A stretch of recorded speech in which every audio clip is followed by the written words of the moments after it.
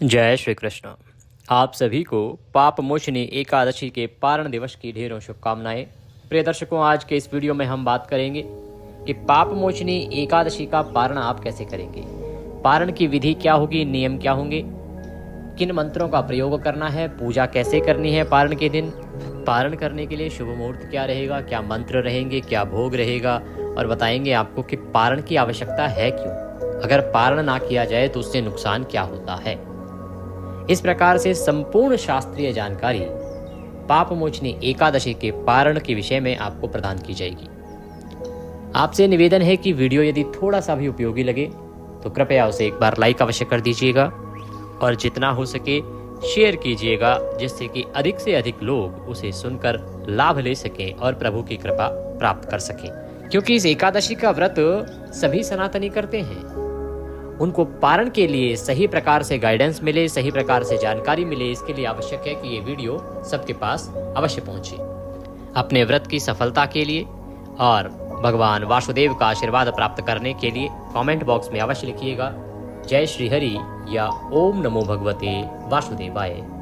आप देख रहे हैं देवभूमि ज्योतिष संस्थान का प्रतिष्ठित यूट्यूब चैनल देवभूमि धार्मिक। हम यहाँ सभी व्रत और त्योहारों की सही शास्त्रीय जानकारी प्रदान करते हैं। ज्योतिष शास्त्र और पंचांग के आधार पर आपको बताते हैं कौन सी तिथि कब है, व्रत आदि कब करना है, क्या विधि है, क्या नियम है और क्या गलती नहीं करनी है।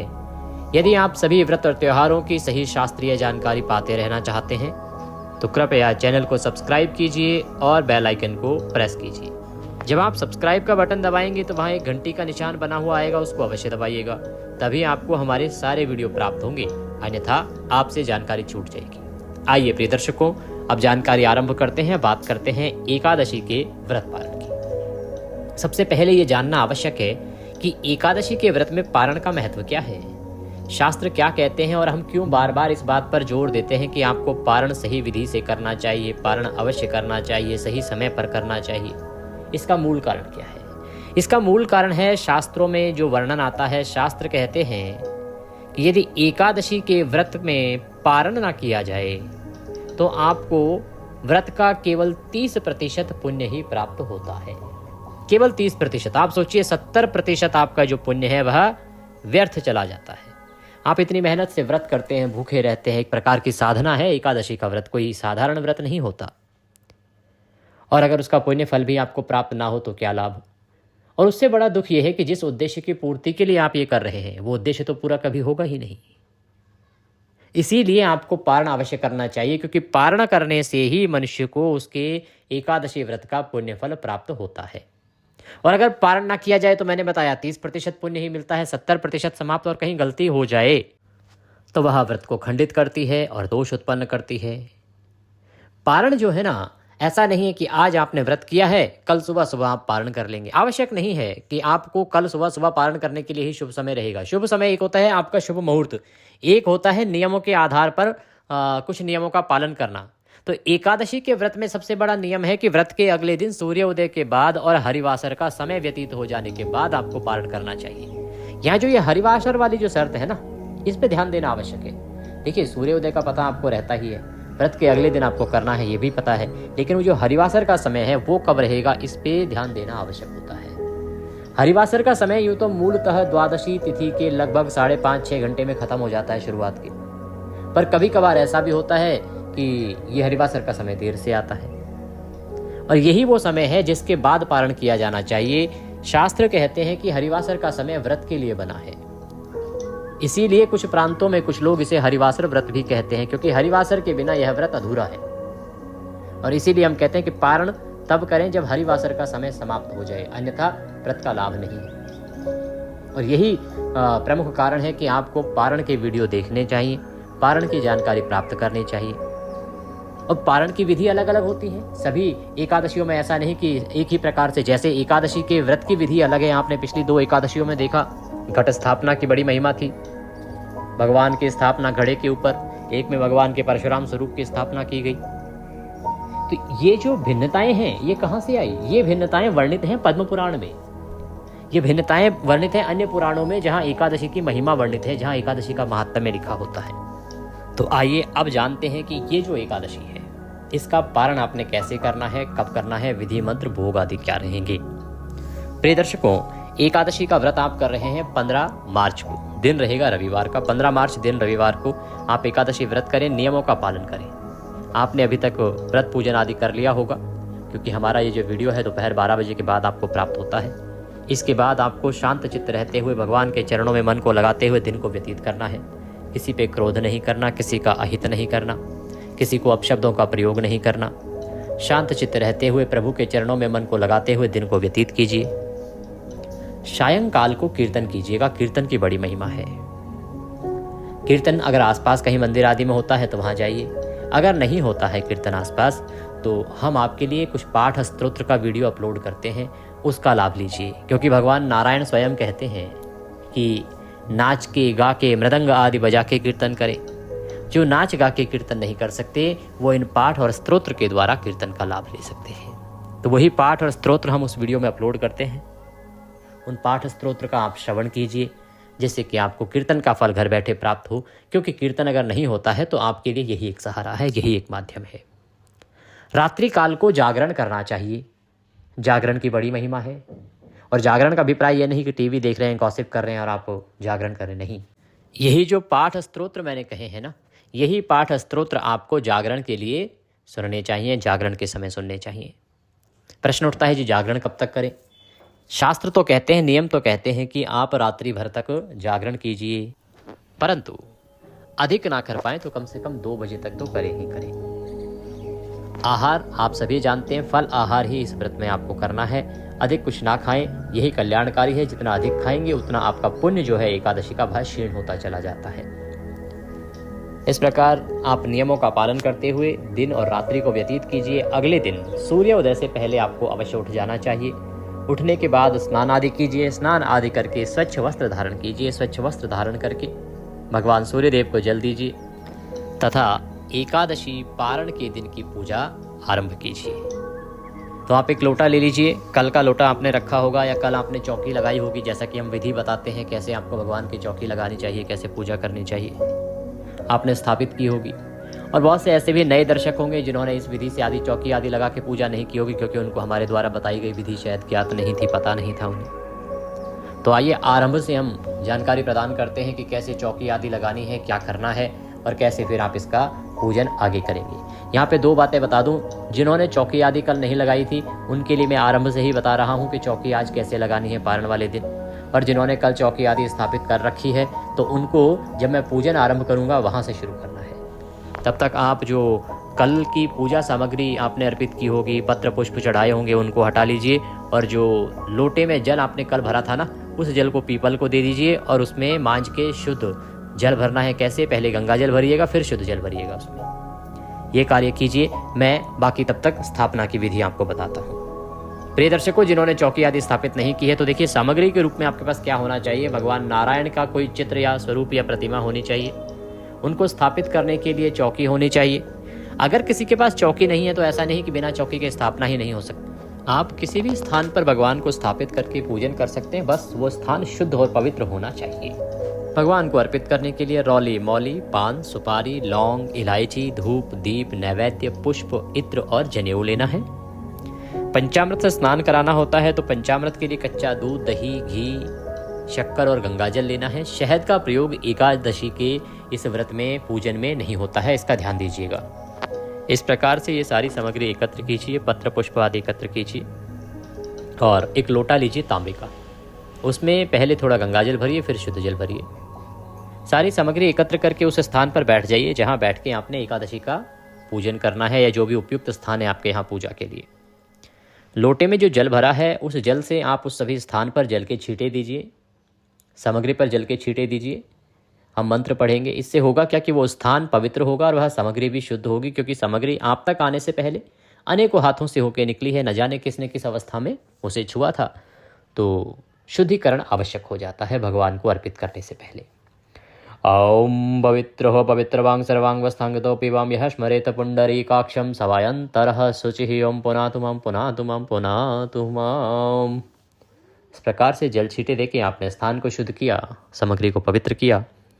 अब चौकी लगाइए, चौकी पर लाल या पीला जो वस्त्र है आपके पास वह बिछाइए। भगवान विष्णु का कोई चित्र, कोई तस्वीर या प्रतिमा जो आपके पास है वह स्थापित कीजिए, विराजमान कीजिए उन्हें। भगवान के सामने घी का दिया रखिए, सीधे हाथ की ओर घी का दिया रखा जाता है। दीपक को पहले आसन अवश्य दीजिएगा, थोड़े से पुष्प वहाँ पे बिखरा दीजिएगा, उसके ऊपर दीपक को विराजमान कीजिएगा। दीपक कभी भी डायरेक्ट नहीं रखा जाता है, उनको आसन देना चाहिए। अनाज का आसन दे सकते हैं, पुष्प का आसन दे सकते हैं। इस प्रकार से दीपक स्थापित कीजिए, उसके विपरीत दिशा में धूप रखिए। इस प्रकार आपने भगवान की स्थापना की है। अब हम पूजन आरंभ करेंगे। तो एक छोटे से पात्र में कोई भी कटोरी लीजिए, कोई और लोटा है तो दूसरा लोटा ले लीजिए। उसमें ये जो जल लिया है आपने लोटे में ना, इसमें से थोड़ा सा जल उसमें डाल लीजिए। ये आपकी अपनी आचमनी के लिए होगा। एक छोटा सा चम्मच रखिएगा, उस चम्मच में उतना ही जल लीजिए जितना 2 बूंद जल होता है, और अपने सीधे हाथ पे जल लेके हाथ धो लीजिए। हस्तो प्रक्षालनम। अब 2-2 बूंद जल आपको एक एक मंत्र पर आचमनी करनी है, पीना है। ओम माधवाय नमः, जल लीजिए, पी जाइए। ओम केशवाय नमः, जल लीजिए, पी जाइए। ओम नारायणाय नमः, जल लीजिए, पी जाइए। ओम ऋषिकेशाय नमो नमः। इस प्रकार से आचमनी करके अपने आप को तिलक कीजिए और मौली बांधिए। अब आप दीपक को प्रज्वलित कीजिए, दीपक जलाइए। शुभम करोति कल्याणम आरोग्यम सुख संपदाम शत्रुर्बुद्धि विनाशाय दीप ज्योतिर्नमोस्तुते। दीपक को प्रज्वलित कीजिए, धूप को जलाइए। धूप दीप जलाने के बाद अब आप भगवान का पूजन आरंभ करेंगे। सबसे पहले भगवान को 5 पुष्प अर्पित कीजिए, इस भावना के साथ कि आप भगवान को ये पुष्प आसन के रूप में अर्पित कर रहे हैं कि हे प्रभु, ये पुष्प मैं आपको आसन के रूप में अर्पित कर रहा हूँ या कर रही हूँ, इन्हें आप आसन के रूप में स्वीकार करें और इन पर विराजमान हो। तो हम भगवान को आसन दे रहे हैं पुष्प पर, इसीलिए आप चौकी पर भी विराजमान करें, पृथ्वी पर विराजमान करें, जहाँ भी विराजमान करना चाहें करके पूजन कर सकते हैं। बस शुद्धता का ध्यान रखें। सबसे पहले गणेश जी महाराज का ध्यान करेंगे, तदुपरांत हम भगवान का पूजन आरंभ करेंगे। गणेश जी का ध्यान कीजिएगा। वक्रतुंड महाकाय सूर्यकोटि समप्रभ निर्विघ्नं कुरु मे देव सर्वकार्येषु सर्वदा। गजाननं भूतगणादिसेवितं कपितजम्बूफलचारुभक्षणं उमाश्रुतं शोकविनाशकारकं नमामि विघ्नेश्वरपादपङ्कजं। नमामि विघ्नेश्वरपादपङ्कजं। बोलिए गणेश जी महाराज की जय। गणेश जी महाराज का ध्यान करने के बाद अब आप भगवान नारायण का पूजन करेंगे। भगवान का ध्यान कीजिए। शांताकारं भुजगशयनं पद्मनाभं सुरेशं विश्वाधारं गगनसदृशं मेघवर्णं शुभांगं लक्ष्मीकान्तं कमलनयनं योगिर्विन्द्यनगम्यं वंदे विष्णुं भवभयहरं सर्वलोकैकनाथं। भगवान को नमस्कार करके अब सबसे पहले पद्य अर्घ्य आचमनी भगवान को अर्पित करेंगे आप। तो 1-1 चम्मच जल भगवान को अर्पित कीजिएगा। उनके सामने एक पात्र रख दीजिए, कटोरी आदि रख दीजिए, और अगर प्रतिमा है तो उसे किसी बर्तन में रखिए, जिससे कि जो जल है उनके चरणों पे या उनके शरीर पर जब आप अर्पित करें तो वह जल इधर उधर ना फैले। ओम भूर्भुवः श्री नारायणाय नमः, श्री रामचंद्राय नमः, वासुदेवाय नमो नमः। पापमोचनी एकादशी व्रत पारण पूजन अंतर्गते भगवान नारायण निमित्तार्थाय पद्यम समर्पयामि। भगवान के पद प्रक्षालन के लिए जल अर्पित कीजिए, और जो प्रतिमा का पूजन कर रहे हैं भगवान के पैरों पर जल अर्पित कीजिए। भगवान को अर्घ्य प्रदान करेंगे। ओम भूर्भुवः श्री नारायणाय नमः, वासुदेवाय नमः, श्री रामचंद्राय नमो नमः। अर्घ्यम समर्पयामि। अर्घ्य के रूप में 1 चम्मच जल भगवान को अर्पित कीजिए, उनके सामने रखे पात्र में अर्पित कीजिए। अब आप आचमनी कराएंगे। ओम भूर्भुवः श्री नारायणाय नमः, कृष्णाय नमः, वासुदेवाय नमः, रामचंद्राय नमो नमः। आचमनिम समर्पयामि। भगवान को जलाचमनी कराइए। अब भगवान को स्नान कराएंगे। प्रेम से स्नान कराइएगा। जो प्रतिमा का पूजन कर रहे हैं वो शंख में जल भर लीजिए और भगवान को प्रेम से स्नान कराइए। ओम भूर्भुवः श्री नारायणाय नमः, वासुदेवाय नमः, कृष्णाय नमो नमः। स्नान निमित्तार्थाय जलम समर्पयामि। ओम नारायणाय नमः, नारायणाय नमः, नारायणाय नमः। शंख से स्नान कराते जाइए भगवान को। इसके बाद पंचामृत से स्नान कराएंगे। तो पंचामृत कच्चा दूध, दही, घी, शक्कर और गंगा जल से बनाइए और वह भगवान को अर्पित कीजिए। ओम भूर्भुवः श्री नारायणाय नमः, वासुदेवाय नमः, श्री रामचंद्राय नमो नमः। पंचामृत स्नान निमित्तार्थाय पंचामृतम समर्पयामि। पंचामृत समर्पित कीजिए भगवान को। पंचामृत के बाद पुनः शुद्धियोदक स्नान कराया जाता है, तो शुद्ध जल से स्नान कराएंगे। ओम भूर्भुवः श्री नारायणाय नमः, वासुदेवाय नमः, श्री रामचंद्राय नमो नमः। शुद्धियोदक स्नान निमित्तार्थाय शुद्ध जलम समर्पयामि। शुद्ध जल समर्पित कीजिए भगवान को शुद्ध जल से स्नान कराइए। नहलाने के बाद अब आप भगवान को वस्त्र अर्पित करेंगे, तो वस्त्र के रूप में मौली का एक टुकड़ा तोड़िएगा, अर्पित कीजिएगा। ओम भूर्भुवः श्री नारायणाय नमः, रामचंद्राय नमः, वासुदेवाय नमो नमः। वस्त्रम समर्पयामि। वस्त्रम उपवस्त्रम यज्ञोपवीतम। जनेऊ लीजिए। जनेऊ को रौली कुमकुम आदि से तिलक कर लीजिएगा, फिर आप अर्पित कीजिएगा। ओम भूर्भुवः श्री नारायणाय नमः, वासुदेवाय नमः, कृष्णाय नमो नमः। यज्ञोपवीतम समर्पयामि। यज्ञोपवीत अर्पित करने के बाद अब प्रभु को इत्र अर्पित करेंगे। इत्र को फूल पर लगा लीजिए और वह अर्पित कीजिएगा। ओम भूर्भुवः श्री नारायणाय नमः, कृष्णाय नमः, श्री रामचंद्राय नमो नमः। इत्रम समर्पयामि। भगवान को तिलक करेंगे, तिलक कीजिए। ओम भूर्भुवः श्री नारायणाय नमः, कृष्णाय नमः, रामचंद्राय नमो नमः। तिलकम समर्पयामि। तिलकम तिलकान्ते पुष्पाणि पान्तु। पुष्प अर्पित करेंगे भगवान को। फूलों की माला है तो माला पहनाइएगा। ओम भूर्भुवः श्री नारायणाय नमः, श्री कृष्णाय नमः, रामचंद्राय नमो नमः। पुष्पम समर्पयामि। माल्यार्पणम कुरुः। माला अर्पित कीजिए भगवान को, पुष्प अर्पित कीजिए। धूप दिखाएंगे, दीप दिखाएंगे। ओम भूर्भुवः श्री नारायणाय नमः, श्री कृष्णाय नमः, रामचंद्राय नमो नमः। धूपम अग्रापयामि। ओम भूर्भुवः श्री नारायणाय नमः, कृष्णाय नमः, रामचंद्राय नमो नमः। दीपम दर्शयामि। धूप दीप दिखाइए और अब भगवान को नैवेद्य अर्पित कीजिए। नैवेद्य के रूप में यदि आपके पास कोई पीले रंग की मिठाई है ना, वो सर्वोत्तम है, उसे लीजिए, वह अर्पित कीजिए भगवान को। ना हो तो आप मिश्री ले सकते हैं, बताशा ले सकते हैं, फल ले सकते हैं, चढ़ाइएगा। ओम भूर्भुवः श्री नारायणाय नमः, कृष्णाय नमः, वासुदेवाय नमो नमः। नैवेद्यम समर्पयामि। जलाचमनिम कुरुः। जलाचमनी कराइए। 1 चम्मच जल लीजिए, भगवान के सामने रखे पात्र में अर्पित कर दीजिए। ओम भूर्भुवः श्री नारायणाय नमः, कृष्णाय नमः, श्री रामचंद्राय नमो नमः। जलाचमनिम समर्पयामि। जलाचमनी समर्पित कीजिए। तांबूलम पूंगी फलम। पान का पत्ता लीजिए, उस पर 2 लौंग, 2 इलायची, 1 सुपारी रखिए और वह भगवान को अर्पित कीजिए। ओम भूर्भुवः श्री नारायणाय नमः, कृष्णाय नमः, रामचंद्राय नमो नमः। तांबूलम समर्पयामि। तांबूलम पूंगी फलम। शुभ दक्षिणायाम शुभदो वरदो भवः। जो भी दक्षिणा आप अर्पित करना चाहते हैं वह दक्षिणा भगवान को चढ़ाइए। ओम भूर्भुवः श्री नारायणाय नमः, कृष्णाय नमः, वासुदेवाय नमो नमः। द्रव्य दक्षिणायाम समर्पयामि। हाथ जोड़ के नमस्कार कीजिए। इसके बाद आप तुलसी माता की कथा सुने। पारण के दिन अगर सुनी जाए तो उत्तम होती है। विष्णु सहस्त्र नाम का श्रवण करें। अगर आपके समय निकले और सुन पाएँ तो बड़ा कल्याणकारी है। फिर हम भगवान की आरती करेंगे। आरती करके और भोग लगाएंगे। भोग में आप क्या बनाएंगे? भोग इस दिन आपको विशेष रूप से केसर युक्त खीर बनानी चाहिए। अन्यथा आप पीले चावल का भोग लगा सकते हैं। पीले चावल आप किसी भी एकादशी के पारण दिवस पर बनाएं, कल्याणकारी होते हैं। आप जो घर में कोई शाकाहारी भोजन, शुद्ध सात्विक भोजन बना हो, उसका भी भोग लगा सकते हैं। भोग थाली में रखें, उसमें तुलसी पत्र रखें, भगवान के सामने थाली रखें, हम मंत्र पढ़ते हैं, पर्दा कर दीजिए। ओम नाभ्यः शेहेदन्तरक्षगं शेष्णो जोहो समवर्ततः पद्भं भूमिर्दिशां श्रोत्रं तथा लोकां कल्पन्नः। पर्दा हटा दीजिए, जल आचमनी कराइए। जल लीजिए, आचमनी में 3 बार घुमाइए, छोड़ दीजिए 3 बार जल आचमनी करके। सर झुका के भगवान को प्रणाम करके थाली वहाँ से उठा लीजिए। बाकी प्रसाद में इसको मिला दीजिए। जब आप व्रत खोलेंगे, पारण करेंगे तो पहला ग्रास इसी से खाएंगे, उसके बाद आप कुछ और खा सकते हैं।